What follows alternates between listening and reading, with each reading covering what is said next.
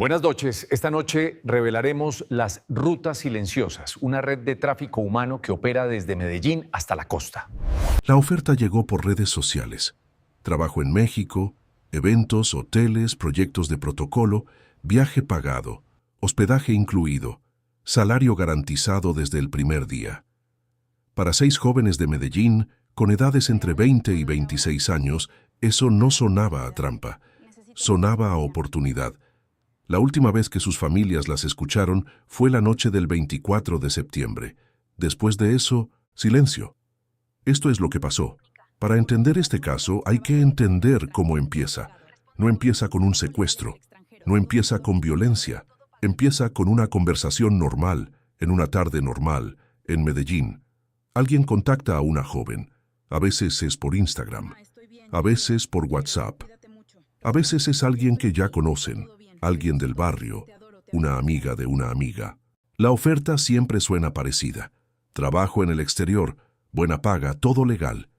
Y Medellín, hay que decirlo, es una de las ciudades de Colombia donde estas redes operan con más frecuencia.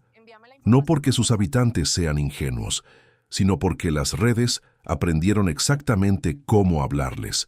Aprendieron a usar el lenguaje correcto, las promesas correctas, los argumentos correctos para convencer a mujeres jóvenes que quieren una vida mejor. Las 6 mujeres de este caso no fueron contactadas el mismo día. No viajaron juntas, viajaron en fechas distintas, una por una. A lo largo de 4 meses, cada una recibió su oferta, cada una tomó su decisión, y cada una llegó a México creyendo que estaba empezando algo nuevo. Las primeras semanas, los mensajes a sus familias eran normales, que estaban bien, que el trabajo era bueno, que pronto iban a mandar dinero. Pero con el tiempo, los mensajes empezaron a cambiar. Eran más cortos, más fríos, menos frecuentes, y las familias, que al principio pensaban que era el ritmo del trabajo nuevo, empezaron a notar algo que no sabían nombrar. Algo no estaba bien. 6 días sin noticias, sin respuesta del consulado, sin saber si estaban vivas. Lo que sus familias vivieron en ese tiempo, lo vamos a contar ahora. Las 6 mujeres llegaron a Boca del Río, en el estado de Veracruz, en el sureste de México. Lo que las esperaba ahí no era trabajo. Al llegar les retuvieron los documentos, los pasaportes, las cédulas, los papeles que las identificaban como ciudadanas colombianas con derecho a estar ahí. Los celulares pasaron a estar controlados. No podían llamar libremente. No podían escribir lo que querían. Cada comunicación era monitoreada. Les prometieron trabajo. Las encontraron encerradas en Boca del Río. Las familias en Medellín seguían esperando mensajes, pero los mensajes ya no llegaban con la misma frecuencia. Y cuando llegaban había algo diferente en las palabras, como si alguien más las estuviera leyendo antes de enviarlas. El 29 de septiembre, 5 días después del último contacto real, las familias lograron llegar hasta el consulado colombiano en México. El cónsul Andrés Hernández fue notificado. La Cancillería colombiana activó los canales diplomáticos. Se pidió cooperación a las autoridades mexicanas. 5 días habían pasado. 5 días en los que nadie sabía con certeza dónde estaban, si estaban bien, si estaban con vida. 5 días en los que unas madres en Medellín esperaron junto al teléfono sin dormir, sin comer bien, sin poder hacer nada más que esperar. El 30 de septiembre de 2024, la Fiscalía General del Estado de Veracruz actuó. La fiscal Verónica Hernández coordinó el operativo junto con fuerzas federales mexicanas y en cooperación con autoridades colombianas. No fue una operación improvisada, fue una intervención coordinada, con información precisa, sobre una ubicación específica. Entraron y las encontraron. Las 6 mujeres estaban con vida. Esa misma tarde, el presidente de Colombia, Gustavo Petro, confirmó el rescate por redes sociales.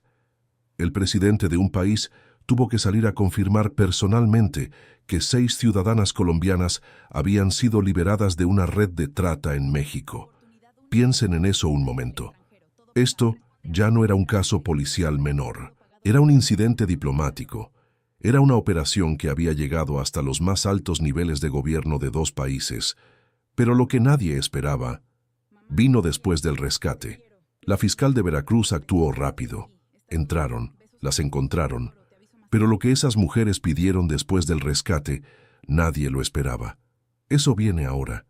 Cuando alguien es rescatado de una situación así, lo que todos esperamos es lo mismo: que quieran volver a casa, que quieran abrazar a su familia, que quieran alejarse lo más posible de ese lugar.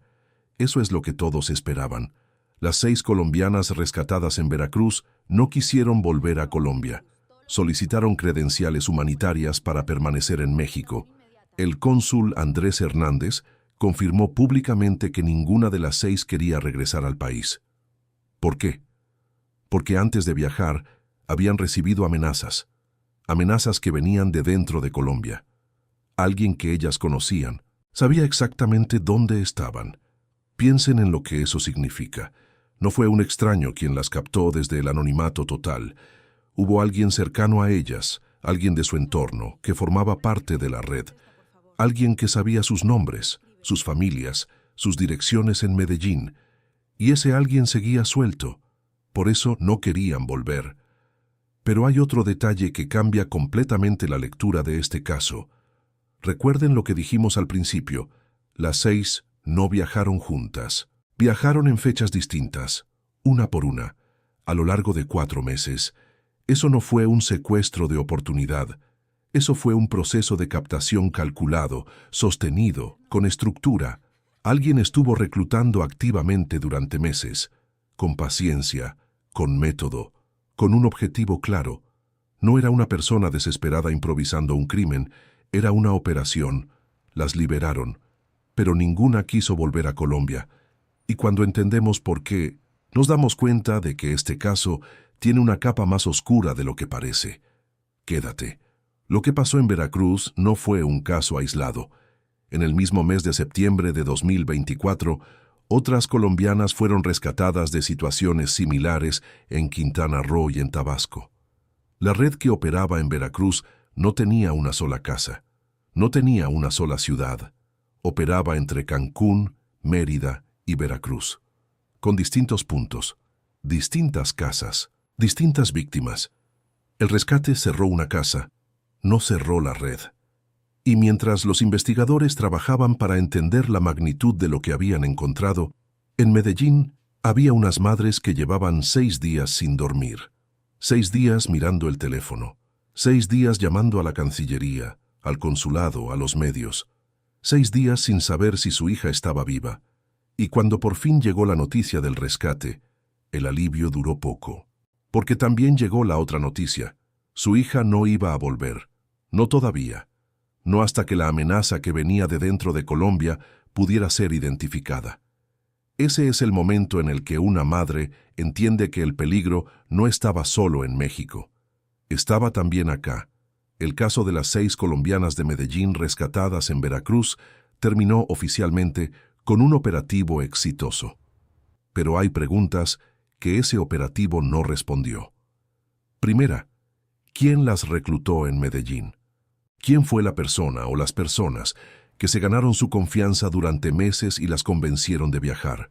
Segunda, ¿por qué recibieron amenazas de dentro de Colombia?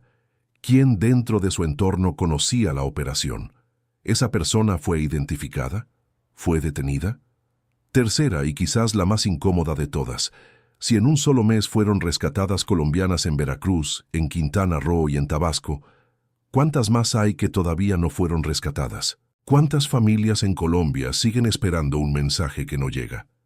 Las redes de trata no operan en las sombras porque son invisibles.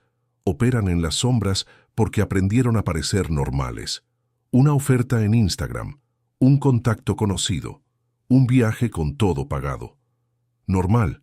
Si este caso te pareció importante, compártelo, porque la única forma de que estas redes pierdan poder es que dejemos de ignorarlas. Hasta el próximo caso. Buenas noches. Las rutas silenciosas que hemos documentado hoy revelan una compleja red. Seguiremos informando sobre este caso tan pronto tengamos más detalles.